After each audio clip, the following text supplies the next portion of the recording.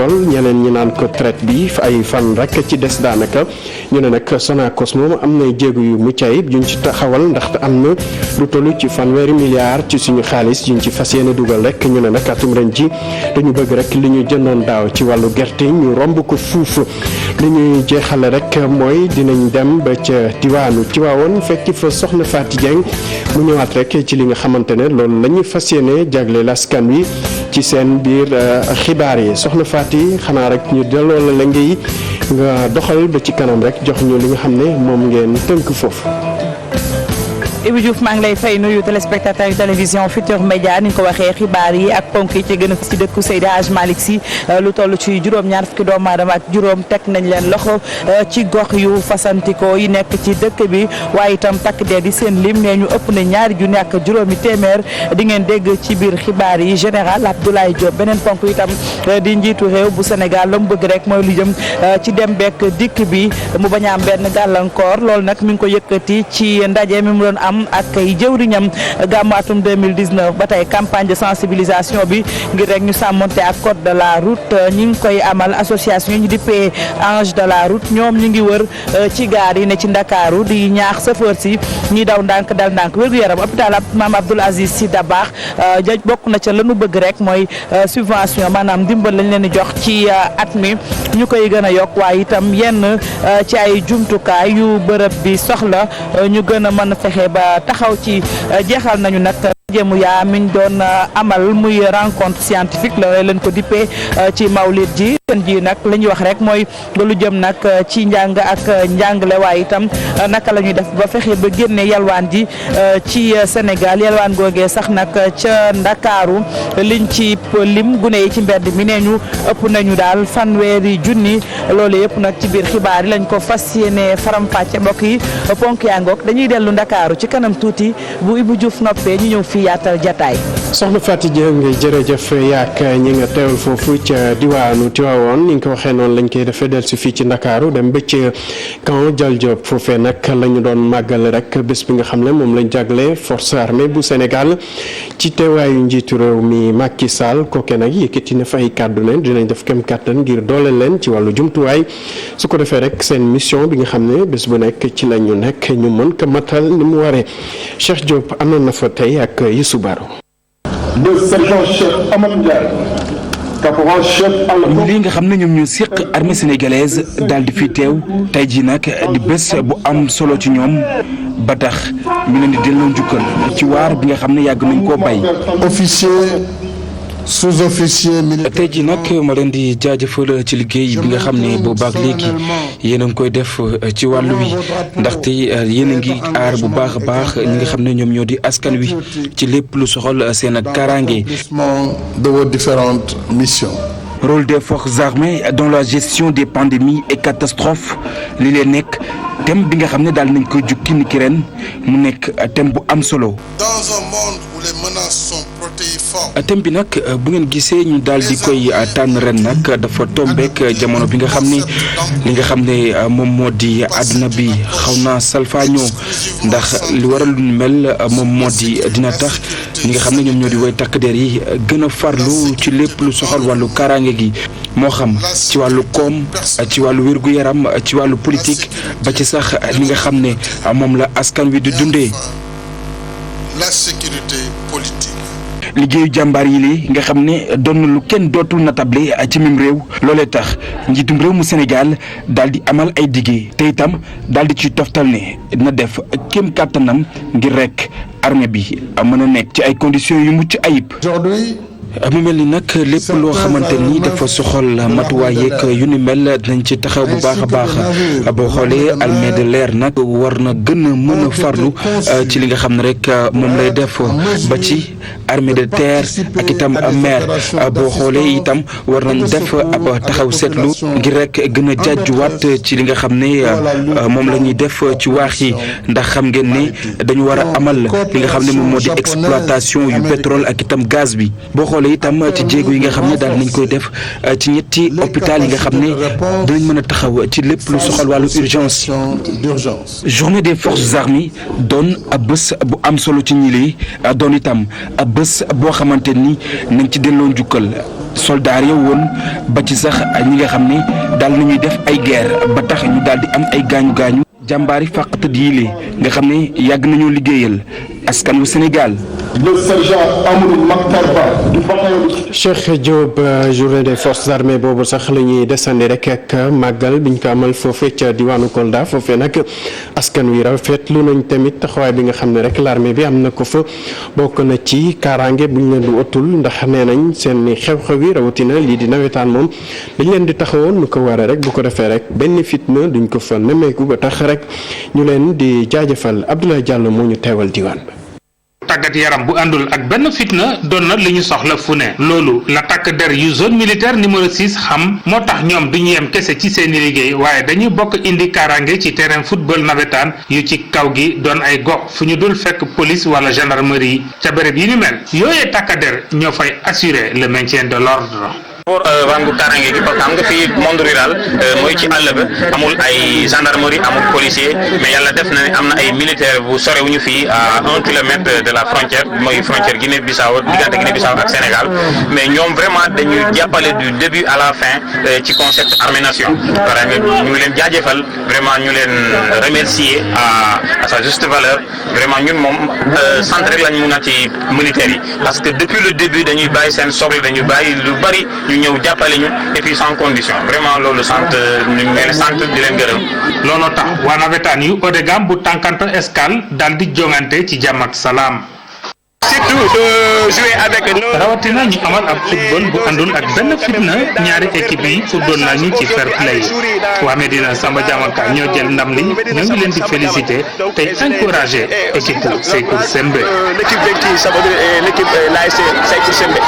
yooyu béréb dañoo nekk ay gox yi ñàkk lool ay jumtukaay ngir tàggat yaram mu doon li ndaw ya ca gox ba di ñaxtu. waaw loolu mooy problème fondamental bi fii surtout ci àll ba boo compter dans le département de Kolda ay 15 communes yooyu mais mënoo en plus de 4 communes boo xamante ne am nañu infrastructure même diñ ko son nom gisee village yu bëri dañuy jënd ay crintin crintin bi dafa cher parce que 1500 par crintin il faut clôturer ñu ngi ñaan nguur gi ak les acteurs locaux ak autorités yi que ça soit niveau Kolda ou niveau national ñu jàppale ñu jeunes yi et même aussi ñu ngi ñaan waa diaspora yu nekk bitim réew nañu teg seen loxo ci jeunes yi mooy xale yu nekk ci àll ba. ak développement xarale yu bees yi tey mbirum tàggat yaram doonatul secret pour kenn ci kàddu yi li ndaw fas nañoo yéene jongante fu ne ak ci bépp sport bi ñu defee li war ci ñoom ci wàllu tàggat yaram. Abdoulaye Diallo dañ ci dellusi fii ci Ndakaaru wax ci coowal pétrole ak gaz ak enquête bi nga xamante ne rek waa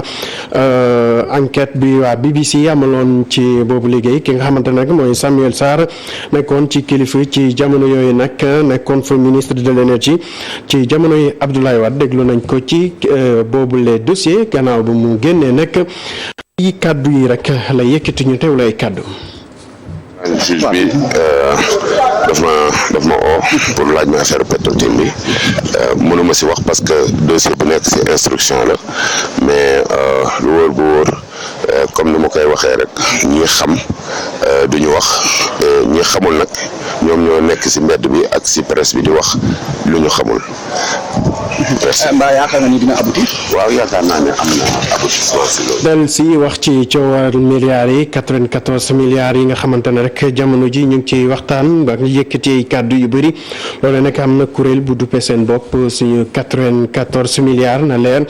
ñoom nag nee nañ ubbi na pétition li ñuy ñaawlu rek mooy yéexe bi ñu jàpp ne rek am na ci boobule dossier boobu léegi mënuñ ci déglu ñenn ñi ba tax rek ñuy sàkku ci kilifa yi ñu gaawal boobule mbir leneen liñ ci yëkkati rek mooy fas nañ yéen amal ab doxub naxtu fukki fan ak juróom benn lay doon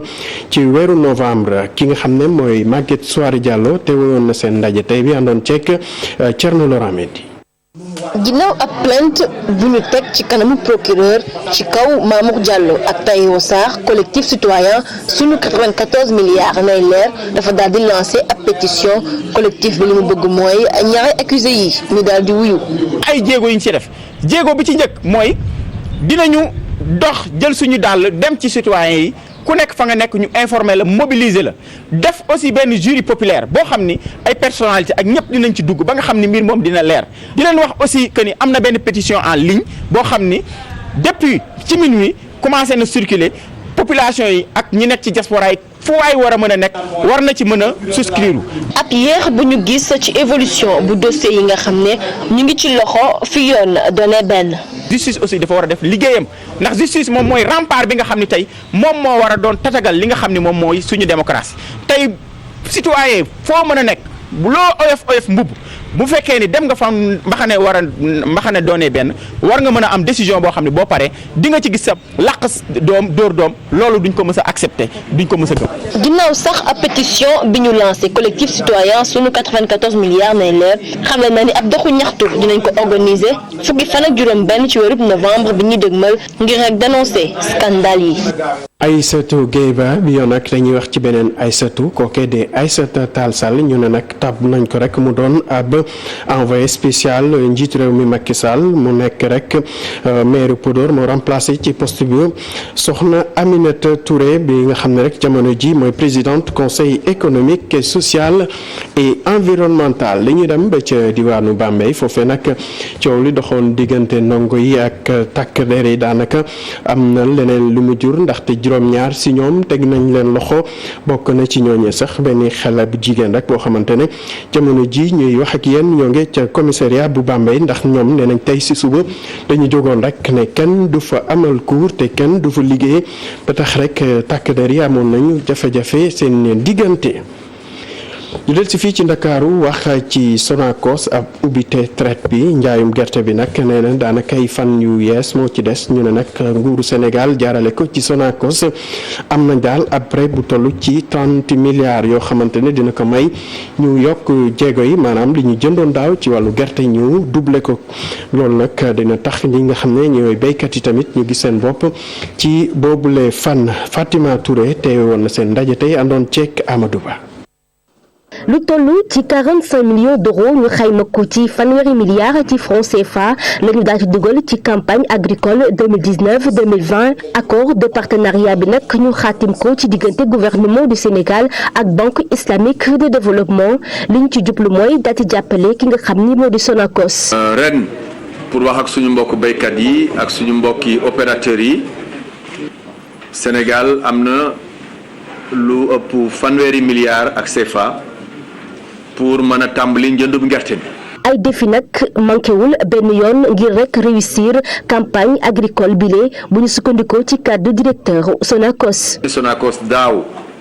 85 000 tonnes la jëndoon ren nag jàpp nañu lu mu gàtt ne daan ñu jënd 150 000 tonnes mu nekk lu nga xam ne lu am solo la pour béykat yi mu nekk koppar yu nga xam ne dafay delluwaat ci kaw gi delluwaat ci béykat yi. ñi nga xam ne ñoom ñoo ñu jox gerte gi. mu am yeneen défi bokk ci nag gën a dëgëral li nga xam ni moo di échange commerciaux yi ngir loole nag mën a antu faw rek ñu daal di fixé ñetti objectif. ñun dañ fi ñëw ak benn programme ñu tënk ko ci ñetti poñ bi ci njëkk mooy def benn caravane dem ci producteurs yi daal leen di xamal nan la ñuy def rek ba am suuf su baax nga xam ni jiw bi dina ci mën a meññ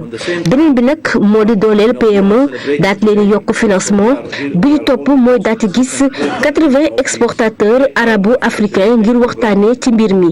ci ay bés yi ñu dëkkmal dinañ xam rek ban bés la campagne agricole bi di tàmbali officiellement waaye nag ki nga xam ni moo di Sonacos moom promettre na ni dina def lépp lu mu mën ba nga xam ni campagne bi dina gën yeneen année yi nga xam ni ñoo fi jot a am. Touré ñu wax ci leneen njiitu groupe Futurs Médias di président directeur général Youssou Ndour dalal na tey nag ab gan bu bàyyi ko diwaanu Mali fii ci biir TFM loole nag aju rek ci li nga xamante ne salon de l'habitat bu ñu fas yéene amal weeru février atum 2020 ca diwaanu Bamako ki nga xamante ne rek mooy Aman Ould Sidi Mohamed di ministre de l'habitat bu diwaanu Bamako teewoon na fi tey rek di sàkku ci ki nga xam ne mooy Youssou Ndour mu teew fa rek bokk ci ñi nga xamante ne dinañ jox doole boobu xew-xew ñu teewlu kàddu seen kàddu ci micro Aïssatou Gueye Ba. Grand plaisir de recevoir monsieur le ministre ici est une forte délégation. mbégte la nag ci man di dalal ki nga xamante ne moo di ministre malien ak délégation wam am na benn événement bu mag bu ñuy xaar ci mois de février 2020 bi mooy salon de l'habitat te joxe naa nag sama accord ngir mën a gunge événement boobule ak ay concert loolu yëpp dafa nekk ay initiative yoo xam ne dañ ko war a encourager ndax habitat kenn mënul weddi ne que secteur bu am importance la africain yi tamit yaakaar naa ne jot na ñu dund comme il se doit ak ngir mën a am dëkkuwaay bu baax. Et vivre décemment. Il a accepté d'être l'ambassadeur du salon. kii di Youssou Ndour nag d'accord na ngir doon kii di ambassadeur bu salon bi te loolu nag daanaka man dama cee kontaan lool Sénégal nag dafa nar a nekk kii di invité d'honneur bu salon bi te Youssou Ndour tamit dina jukk rek ngir gën a rek ñongal li nga xamante ne moo di culture africaine bi. Sera présent pendant le salon pour porter la culture africaine et aussi le salon. mbokk yi fii la ñuy yemale xibaar yi ñu taataanoon fii ci Ndakaaru duñu def dara rek du dul dem ba ca diwaanu Tiwaawoon fekki fa Faty Dieng mu doxal ak journal wu gàmmu.